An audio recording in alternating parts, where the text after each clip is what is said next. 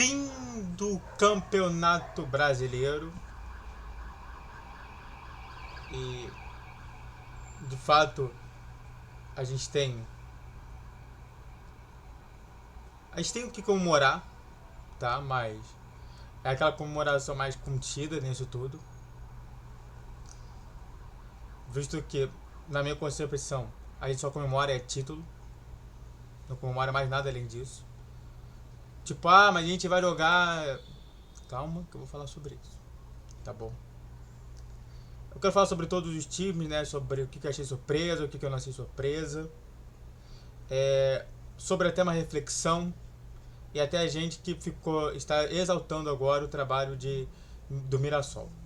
Mas antes disso, entenda uma coisa que YouTube Live voltou. Vai ser nesse sábado. No outro sábado já não vai ter YouTube Live. Só pra falar aqui, ó. Dia 13 vai ter YouTube Live. E só. Porque depois aí vai ser mais Natal, Ano Novo, então não. Só dia 13 vai ser meu último YouTube Live para falar sobre tudo que eu quero falar sobre os jogos e tudo mais. Vamos conversar sobre tudo isso, tá bom? Vamos lá. Isso é importante comentar. Talvez eu faça uma live dia 27. Tá bom? Vamos lá. Eu tô bem maquiado. Bom, deixa eu ver aqui uma coisa, se dá pra colocar uma imagem.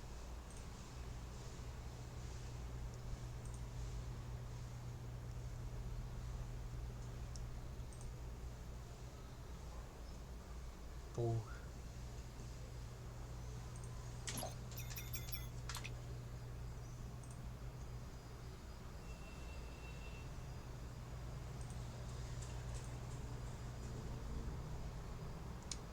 Que pena, não dá pra colocar não. Eu vou colocar então o que tá aqui. Eu vou fazer até melhor. Calma.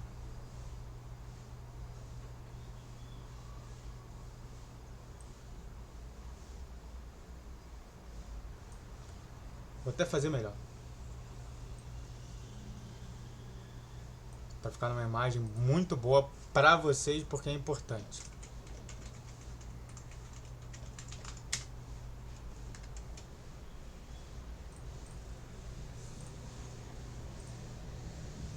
Eu quero mostrar pra vocês com uma imagem atualizada via Google, com a print screen do meu light shot. Tá, vamos lá. Vou até aumentar aqui, se der pra aumentar, vamos lá. Dá pra aumentar até 110, tá bom. Vamos lá.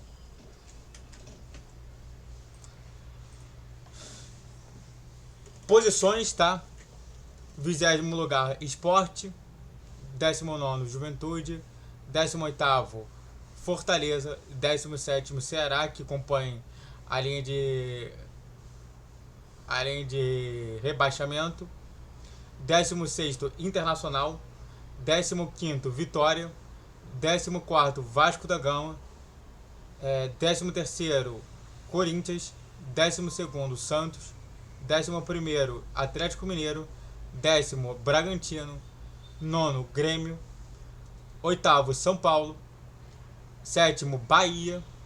6º, Botafogo. 5º, Fluminense. 4º, Mirassol. 3º, Cruzeiro. 2º, Palmeiras.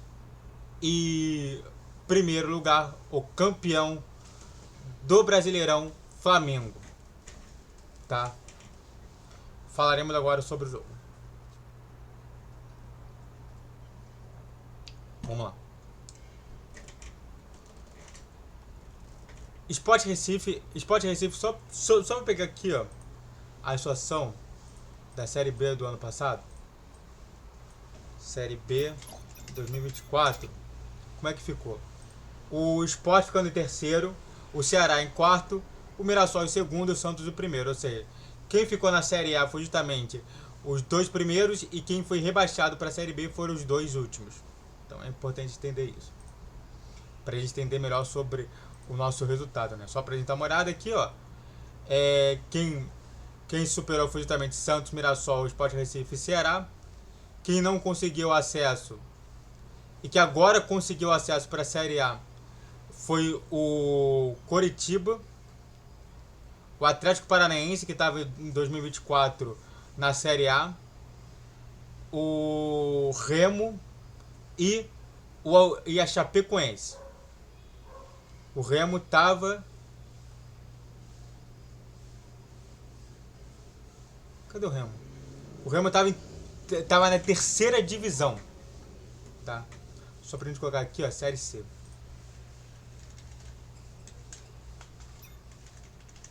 Só pra mostrar aqui, ó. O Remo estava na terceira divisão e sendo o segundo colocado. Deixa eu ver aqui. Isso aqui é fase de grupos. E aí ele se classificou justamente junto com o Botafogo da Paraíba e o São Bernardo. Tá? Isso é importante falar. Vamos lá. Entendendo isso tudo,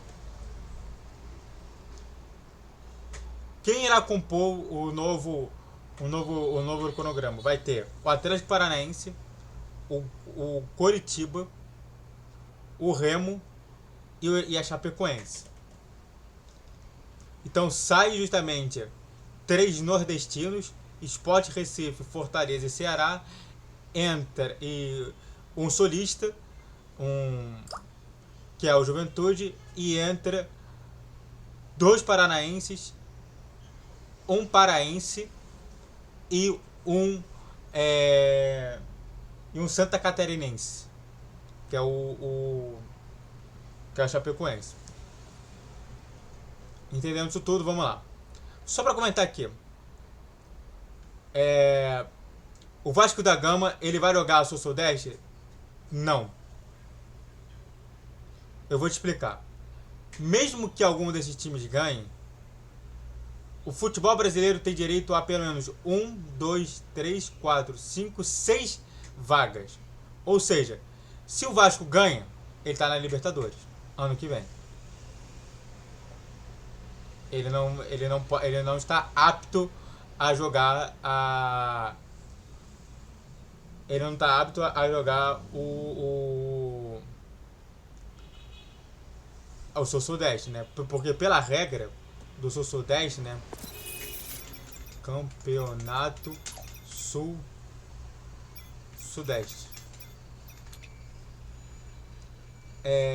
Vamos lá.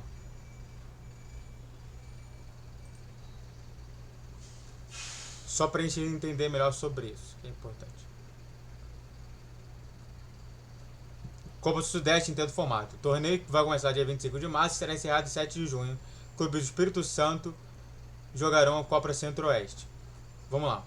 A Copa Sul-Sudeste é uma novidade do calendário do futebol brasileiro. A nova competição organizada pela CBF será disputada por 12 clubes dos estados de Minas Gerais, Pará, Rio de Janeiro, Rio Grande do Sul, Santa Catarina e São Paulo.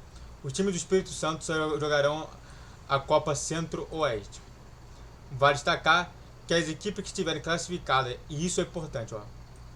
Vale destacar que as equipes que estiverem classificadas para Conmebol, Libertadores e Sul-Americana não disputarão o interestadual. Ou seja, só para a gente comentar aqui, isso é importante mostrar aqui, que o Vasco ele não tem como jogar a Copa Sul-Sudeste. O nego fica falando, o Vasco vai jogar a Sul-Sudeste, o Vasco vai jogar a Sul-Sudeste. Não, meu filho, tu é burro, cara. Se o Fluminense ganha, vai abrir mais uma vaga e a vaga subsequente. Os 2 únicos times que nunca jogarão a série, os 2, ou até mesmo um time que não vai jogar nenhum nem outro, sempre será os 2 últimos. Os dois além ali. Se por acaso um brasileiro ganha uma Sul-Americana, vai ter apenas um time que não vai jogar a competição sul-americana, como Libertadores ou Sul-Americana. Então é importante falar. Por exemplo, se o Galo ganhasse, o Galo estaria classificado para Libertadores e o Vitória e o Vasco da Gama já estaria classificado para a Sula. Entendeu? E ganhando qualquer um, o Vitória estaria também classificado para a Sul-Americana. Só para entender melhor isso, esse formato, né? Mas vamos lá. Isso é importante, time por time. E só para deixar aqui claro uma coisa, que é importante, que é... Muita gente está falando assim, mas nossa senhora, é absurdo o Campeonato Brasileiro ter tanto time classificado para as competições da Sul-Americana. Eu não acho. Eu acho que é justamente um dos países que é de tamanho continental. Todo mundo fala assim, mas na Europa não tem nenhum país com tamanho continental. Nenhum. O Brasil é um país de tamanho continental. E tem que exercer o seu direito de ter esse tamanho e poder ter mais gente jogando as competições. Desde que sempre chegue nas fases finais. E adivinhe, quem chega sempre nas fases finais? Os times brasileiros. Seja oitavas, quartas, semis e até final. A gente chegou com um finalista na Sul-Americana e 2 finalistas na Libertadores. Não é justo? Você está me falando que não é justo. E a outra? Mas tem que ser então dada pro segundo colocado da Copa do Brasil. Discordo. Copa do Brasil não é o main event. O main event é o Brasileirão. Então não importa main event. A gente chama de main event justamente isso. É o evento principal. É o evento que faz você realmente falar o que você é. Tá bom? Dito isso, vamos lá. Vou até beber uma água. Que bom que eu já resolvi todas essas polêmicas. Em 20º lugar, Sport Recife. Pra mim,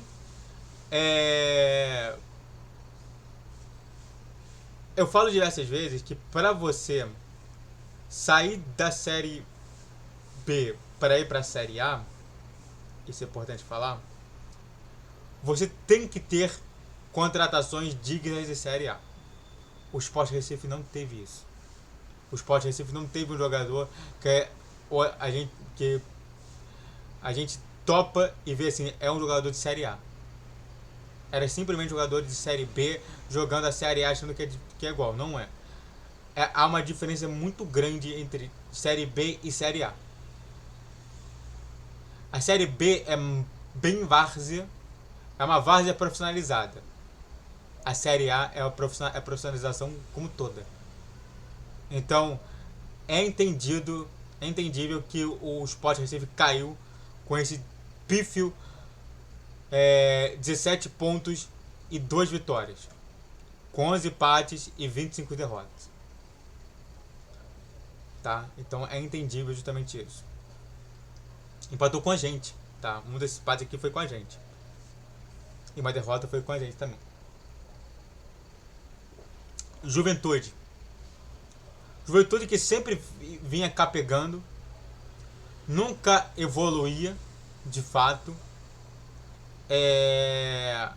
chegou a dar problemas com um ou outro, mas no final da história o que ele pôde resistir, resistiu, mas não foi nada além disso.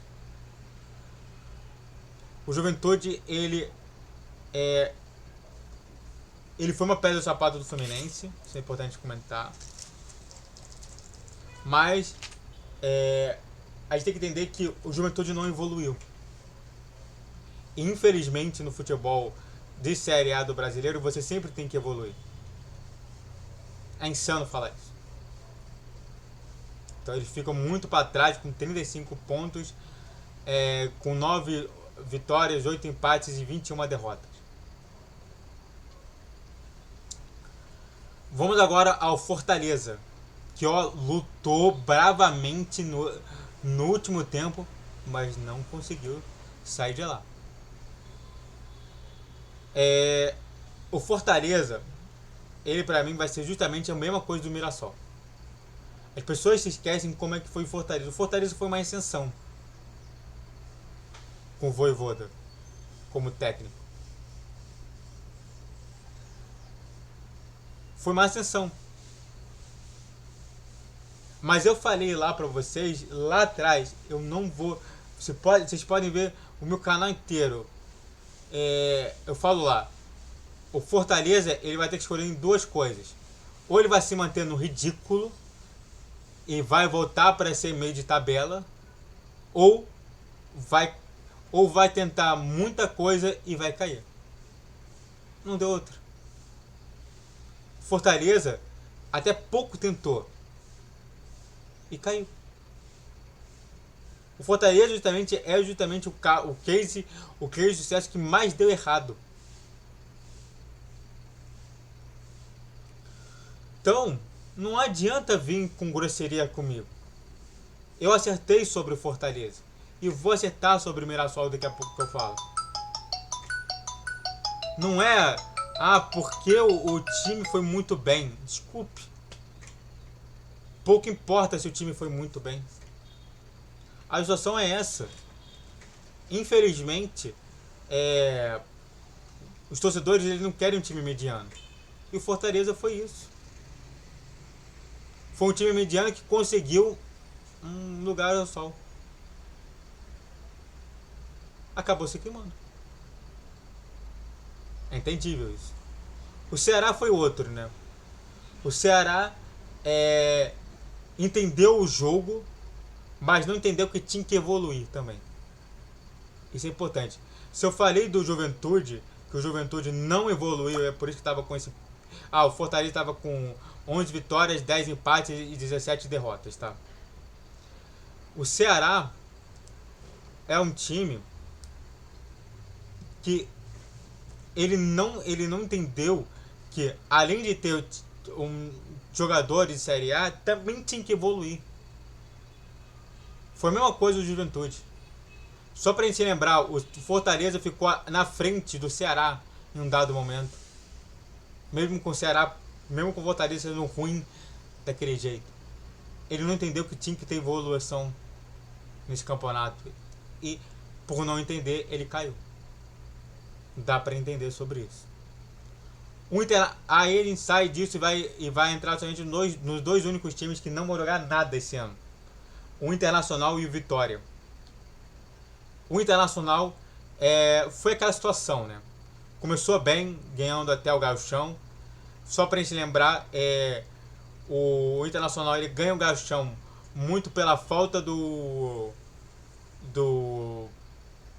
técnico Renato Gaúcho, que ganhava o Gauchão pro Grêmio, mas viu-se naquela, né? Contratações ruins, técnico péssimo, técnico que não satisfazia o Vasco. Cara, se não satisfaz o Vasco, desculpa, tem alguma coisa muito errada, cara. É um técnico que já estava decadente, é um técnico que já não tem espaço para o futebol brasileiro. Então ele sofreu justamente com as próprias escolhas. A gente viu que os dois jogos do Abel foi muito melhor do que todos os jogos todos os jogos do Ramon Dias, cara. Não dá pra entender isso. Não dá pra entender isso. Por que dessa escolha de Ramon Dias? E só pra falar a piada, né, do Neto. Ai, que bom que o Internacional escolheu o Ramon Dias e não o Luiz Ubeldia. Cara, o Ramon Dias é ruim. Até pedi ele no tempo, mas depois que eu fiquei vendo e analisando todos os jogos do Vasco, eu falei assim, cara, o Ramon Dias ele é um técnico péssimo. É um técnico que não tem performance para a Série A do Brasileirão. Entende? Passou raspando porque realmente Deus deu milagre pro Internacional. Agora, se não fosse isso, ia cair. Fretou para cair e quase caiu. Saindo disso, indo pro Vitória, que tem a mesma pontuação do Vasco da Gama, né? O Internacional ficou com 44 pontos, 11 empates, quer dizer, 11 vitórias, 11 empates e 16 derrotas. Vitória com 45 pontos, né? Foi aquilo. diferente do Sport, o Vitória entendeu que tinha que ser colocado ali jogadores de Série A.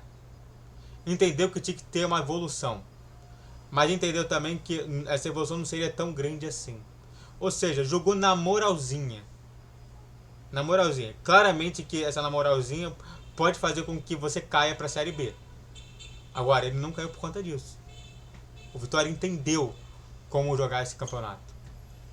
O Vitória compreendeu que esse campeonato é o campeonato de que você tem que acertar muito mais do que você erra. E foi muito bem justamente nessa história toda. Claro, fletor ali com a zona de rebaixamento. Mas foi muito bem. Foi muito bem. Então, com esses 11 jogos, com esses 38 jogos, com 11 vitórias, 12 empates e 15 derrotas, o Vitória fica na frente do Internacional. O Vasco da Gama, que novamente teve altos e baixos com o comando de Fernando Diniz, que foi justamente uma tentativa para tentar ver se o Vasco da Gama engrena. Ele sai justamente com um péssimo técnico que é o Ramon Dias, entra com a situação hipotética do Diniz e consegue se manter na Série A, mesmo com 2 pontos separando a zona de rebaixamento com o Vasco. Ou seja, flertou com a zona de rebaixamento. A situação ficou mais confortável para o Vasco porque ele começou a ter um bom desempenho, chegando até uma vitória de 6-0 em cima do Santos, cara. Mas agora, igualmente que eu falo, o Diniz, ele tem no seu trabalho sequências muito boas e sequências muito ruins. Isso aconteceu isso daí aconteceu no Brasileirão do Vasco. Uma sequência muito ruim e uma sequência muito boa não faz somente o seu time estar na parte do meio da tabela, poder entrar um pouquinho mais para cima, vai estar no meio da tabela um pouquinho mais para baixo. Então dá para entender isso, dá para compreender isso. Então, esse Vasco da Gama, que sofreu justamente a situação toda de montanha-russa, está em 14º lugar porque ele deveria estar em 14º lugar. A escolha, a situação de tentar fazer um time mudar o status quo do time, aconteceu. Tanto para pior quanto para melhor. É entendível a situação de estar o Vasco da Gama em 14º lugar. Corinthians, o Vasco ficou com 13 vitórias, 6 empates e 19 derrotas. Ficou até com mais derrota do que o Fortaleza e o Ceará, para tu ver só. Você vê justamente a situação, né, que foi louca, né? O cara tá com 13 vitórias, 6 empates e 9 derrotas. É o que eu falo. Mais problemas do que virtude. Corinthians foi aquela, né? Ganhou a Copa do Brasil, quer dizer, ganhou o Paulista esse ano. Foi o único paulista que vai ganhar, que ganhou alguma coisa, foi o Corinthians. E com isso ficou tranquilo. Ganhamos o Paulista, ficou tranquilo. Podemos aqui fazer justamente uma meia boca, porque estamos satisfeitos. Estar satisfeito no Campeonato Brasileiro significa que você não vai estar lá na parte de cima da tabela. Não teve gana. E não teve também evolução, ainda mais com vários problemas extracampo, como possível prisão de presidente do clube por conta de uso errado de cartão corporativo. É por isso que a gente vê essa estabilidade, e instabilidade significa algo negativo. Por isso que dá muito a entender do porquê ele fica com 47 pontos com 12 vitórias, 11 empates e 15 derrotas. Para você ver só, o Vitória ficou com 15 derrotas. Só para você ter uma ideia. Saindo do Corinthians, indo pro Santos, que foi uma grata surpresa. O Santos, que todo mundo já dava ele como rebaixado para a Série B. Acredito que ano que vem ele vai ser rebaixado para a Série B. Tá? A única situação é justamente tentar manter o Neymar para ver se o Neymar ajuda nisso tudo. Mas aí vai ter que ter muita vontade do Neymar, mas muita vontade mesmo do Neymar estar no Santos. Ainda, por exemplo, não querer jogar uma Libertadores pelo Fluminense. Mas dá para entender. O Santos é o Santos do time com Neymar e o time sem Neymar. Dependendo do jogador que é extra classe, mas é extra classe de modo premium, o Neymar é um dos melhores jogadores do futebol brasileiro no mundo inteiro. É você entender que, cara, o restante do time não presta. Teve aquela virada de chave, teve a chamada do Neymar. E isso daí gerou justamente tantos 2 vitórias e 3 empates. Quer dizer, 3 vitórias e 2 empates nos últimos 5 jogos, cara. Essa virada de chave em que o Neymar começou a se tornar o dono do time, começou a fazer o Santos melhorar. Mas agora, é muito Neymar dependência. E é por isso que o Santos ficou nesse lugar de 12º lugar com 12 vitórias, 11 empates e 15 derrotas. Mesma pontuação do Corinthians. O Santos precisa de algo mais. E não pode apenas depender do Neymar para ser esse algo mais. Atlético Mineiro, que pensou muito sobre a Sul-Americana para tentar ganhar um título importante fora do país. Do nada se fechou.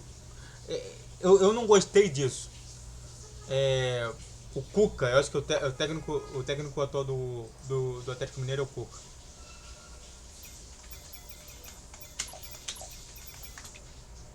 É o Jorge Sampaoli. Mas o que eu estou te mostrando, o Jorge Sampaoli. O Sampaoli se fechou justamente nisso. Se fechou numa competição, esqueceu completamente o Campeonato Brasileiro e fez com que o seu time caísse de produção. Caindo de produção, ele estava indo muito bem, né, nas rodadas ali que a tendência não era pensar muito na Sul-Americana. O Atlético Mineiro crescia, tanto cresceu que eliminou o Flamengo na Copa do Brasil e depois foi eliminado pelo Cruzeiro, que estava inspiradíssimo. Mas é isso. Foi um time que só pensou em 2 campeonatos, mas não fez mais nada disso. Mais nada além disso. Então esse 11º lugar foi muito bem feito. Normalmente com 12 vitórias, 12 empates e 14 derrotas. Um time que ficou inconstante, mas de forma até mais positiva do que o Vasco da Gama, foi o Bragantino. O Bragantino, que pra mim, eu falei diversas vezes isso. O Bragantino é um time aleatório, que é estranho. É estranho. Na minha concepção, o Bragantino é tão estranho que eu não tenho medo de falar que o Bragantino ele pode tanto ser o primeiro colocado como ser o último colocado do Brasileirão, que não faria surpresa nenhuma pra mim.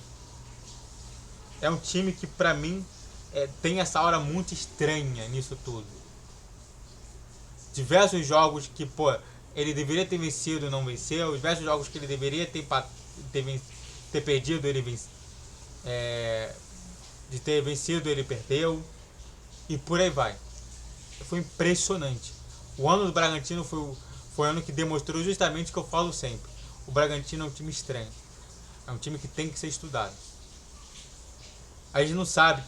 São jogadores estranhos, são jogadores que a gente não vê, mas que dão muito certo na Série A. São jogadores brigadores, são jogadores que, tem ali um estímulo legal.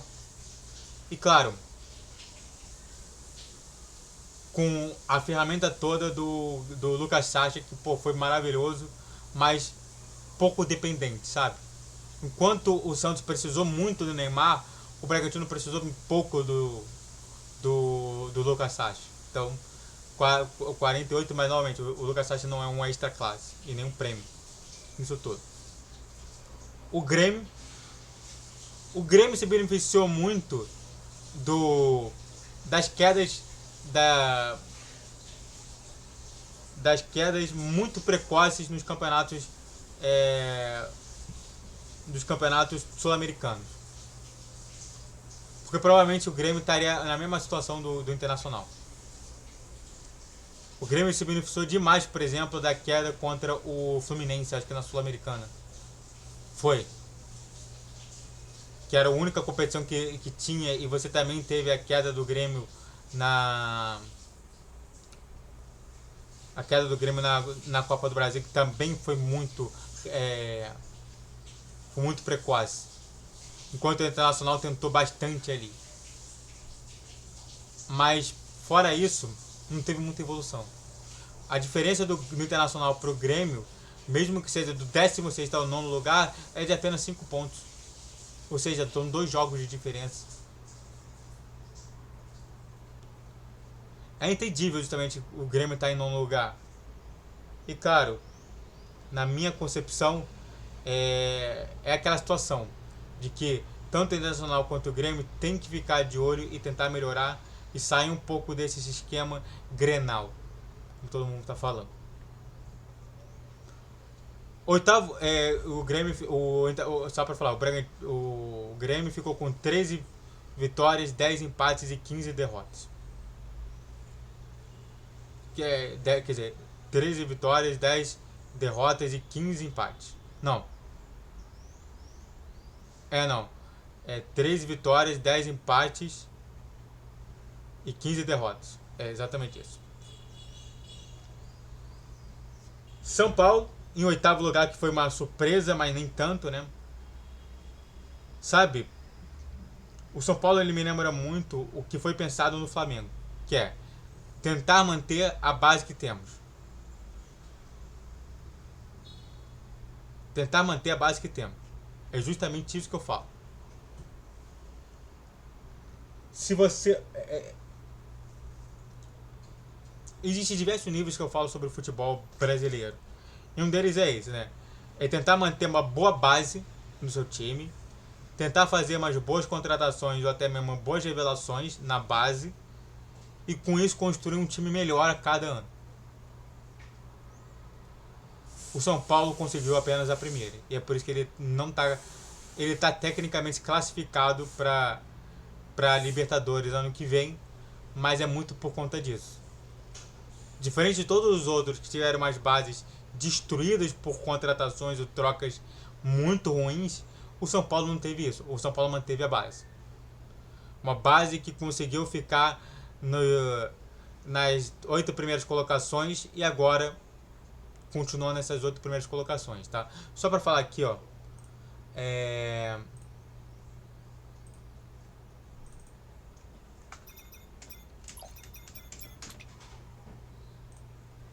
Foi em 6º. Então, para você ver só, de 6º ele cai para 8º lugar. Então, não teve evolução, ou seja, teve retrocesso, mas o retrocesso não foi tanto por conta de manter a base. Não foi vendido ninguém. Ele não vendeu nem comprou. Ele se manteve naquela mesma situação.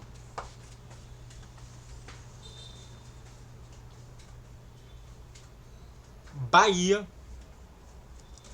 Aí vamos soltar somente para aqueles, além do Bahia, aqueles que vão estar justamente na Libertadores, né? O Botafogo pode estar na fase de grupos, o Bahia, o São Paulo pode estar na fase de pré. Mas vamos falar sobre o Bahia. O São Paulo ele teve 14 vitórias, 9 derrotas e 9 empates e 15 derrotas. Bahia, que teve muito bem, tá?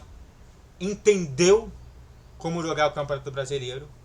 tá muito até mesmo pelo aporte que tem justamente junto com o Grupo City. As pessoas esquecem, mas o Bahia tem esse suporte do Grupo City. Foi muito bem em todo o campeonato. Tiveram uma forma de jogar diferente dos outros, com bons jogadores, né? A situação realmente ruim foi justamente a situação do Jean Lucas, que não participou de alguns jogos. Por exemplo, não participou desse jogo contra o Fluminense.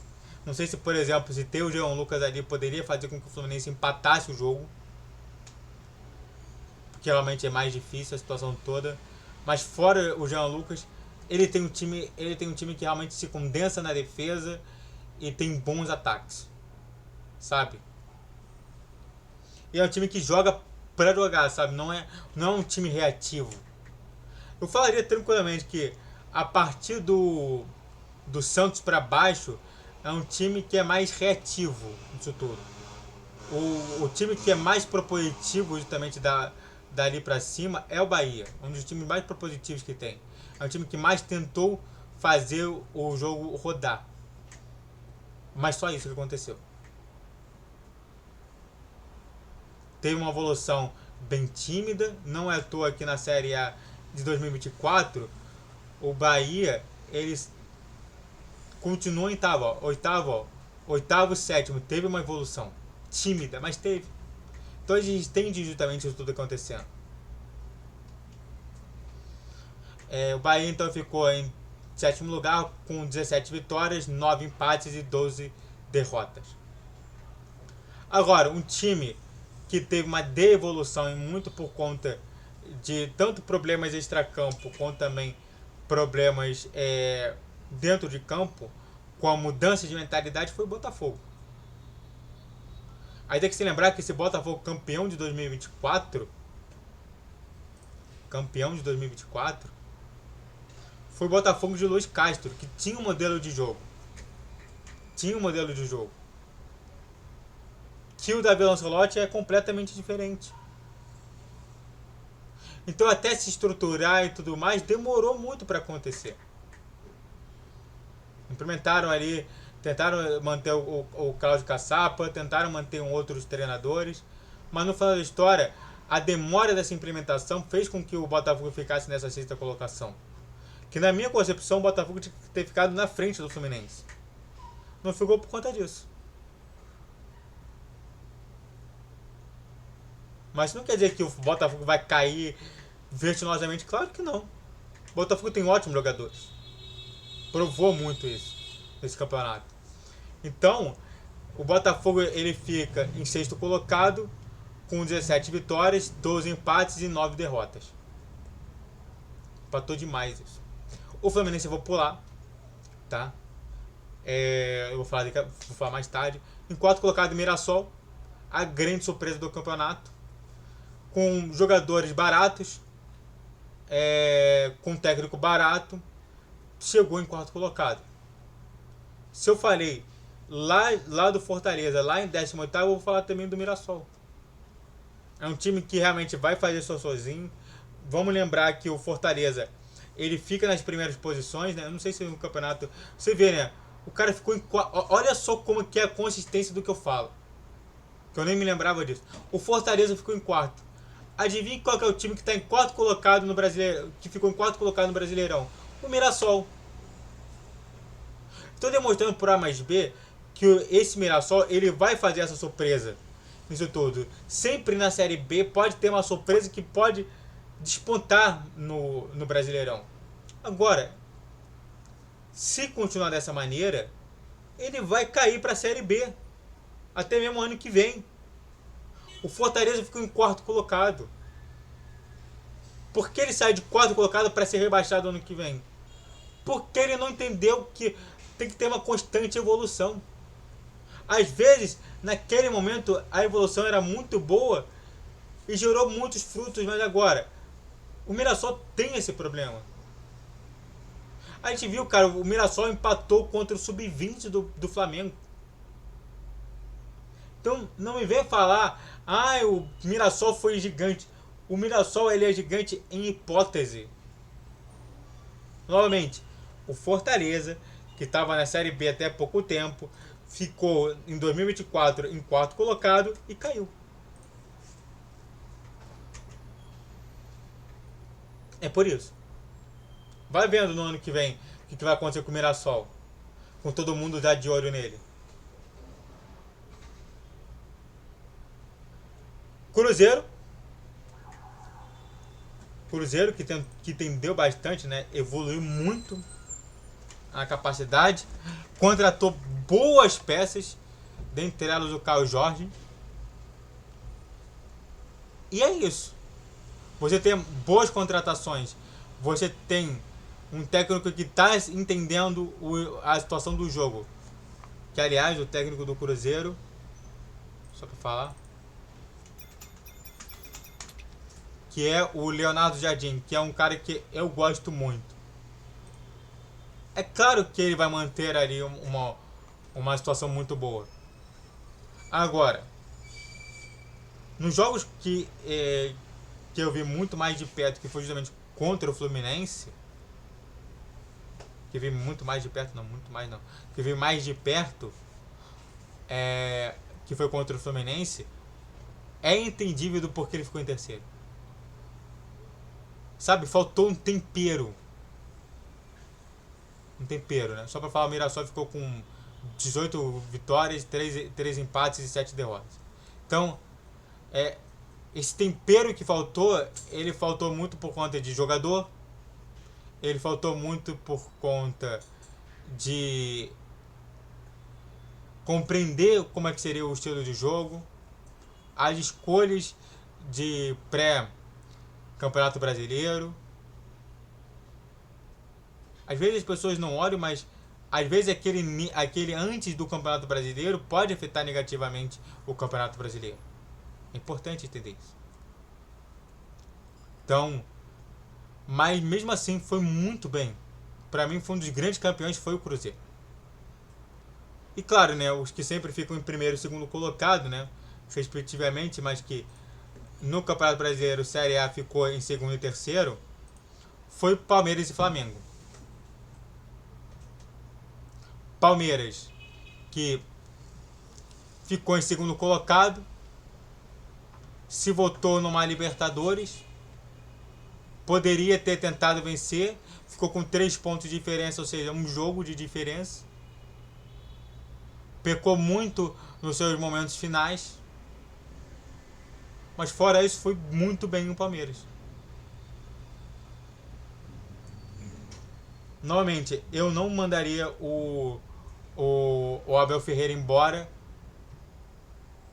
mas eu tentaria reformular junto com o Abel Ferreira esse Palmeiras, para que seja um Palmeiras que não dependesse tanto, por exemplo, da sua velocidade, e sim da sua inteligência.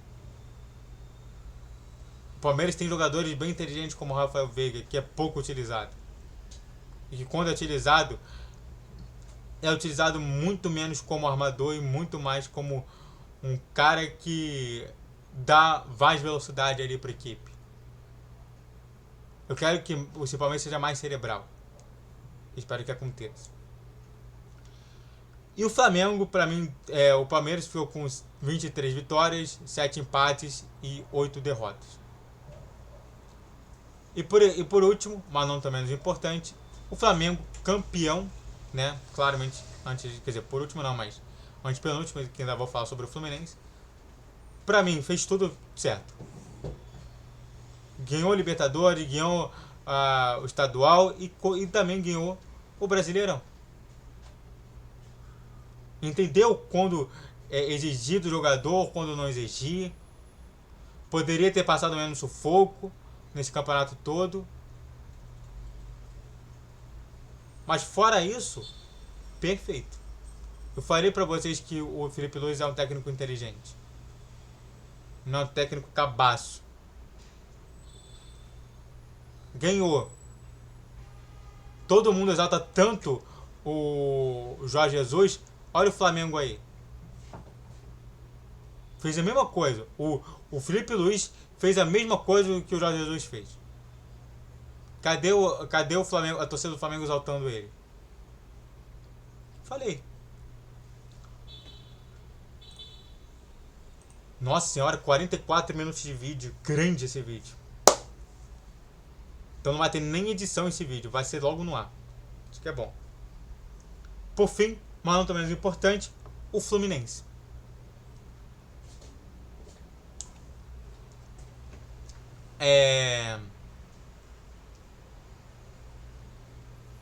O Fluminense, ele foi pra mim um dos que mais também surpreenderam também, né?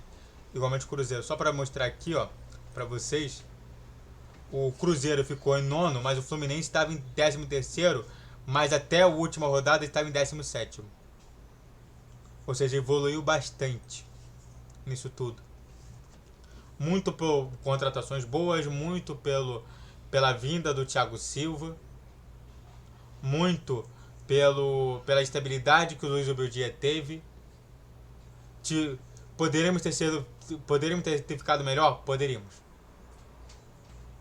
Se não fosse Renato Gaúcho. E novamente, a gente não pode culpar o Mano Menezes, porque o Mano Menezes só jogou a primeira rodada. O Zubeldia deu um fôlego pra gente. Legal. Sobre isso. Fluminense não teve nenhum jogo que eu falo que ele não mereceu a vitória. Todos os jogos foram bem construídos. O Fluminense está entendendo como jogar. E está conseguindo ser mais efetivo na defesa com menos um volante do que com 3 volantes com o Renato Gaúcho. E claro, com as várias situações de tentativa do próprio Luiz Obeldia de colocar jogadores que ele achava bons. Tá bom? Dito isso, pra mim foi um ótimo campeonato pro Fluminense. Sai de 17º, sai de 13º e ir para 5º colocado é algo de se ver, tá? O Fluminense fica então com 19 vitórias. Só para você ter uma ideia, a gente fica com a mesma quantidade de vitórias do Cruzeiro, mas a gente empata 7 e perde 12.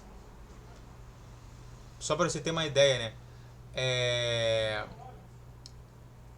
É o mesmo número de vitórias do Cruzeiro, o mesmo número de empates do Palmeiras, mas o mesmo número de derrotas do que o Bahia.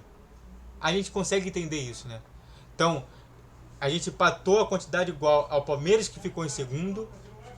Ganhamos da mesma quantidade de vitórias do Cruzeiro, que ficou em terceiro. Porém, o número de derrotas faz com que o Fluminense fique abaixo deles, que foi justamente o mesmo número de derrotas ali. E claro, né? Entre os 6 primeiros colocados, o Fluminense tem saldo de gol menor do que os outros 6. Flamengo com 51 de saldo de gol, Palmeiras com 33, Cruzeiro e Mirassol com 24 e o Botafogo com 20 e o Fluminense apenas com 11. Mas se você for ver, o Fluminense toma a mesma quantidade de gols do que o Mirassol, que ficou em 4. Então a gente tem sobre isso tudo. É isso, né? Eu falo sobre todos esses times para a gente entender sobre o que o Fluminense pode mudar.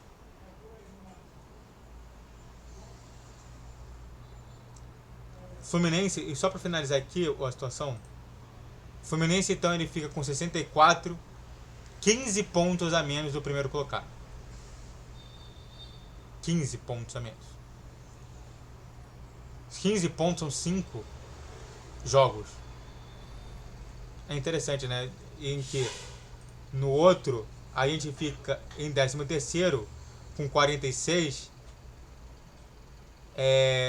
33, ou seja, saímos de 33 e fomos para 15. Uma evolução muito boa. Muito obrigado a todos que assistiram e fico por aqui. Se inscreva no canal, faça o triplo, você que curte, comente e compartilhe. Rede social na descrição do vídeo. Vitor já é 10 horas. Pix na tela. Saudações tricolores. Até a próxima. Valeu, guerreiro e guerreira tricolor.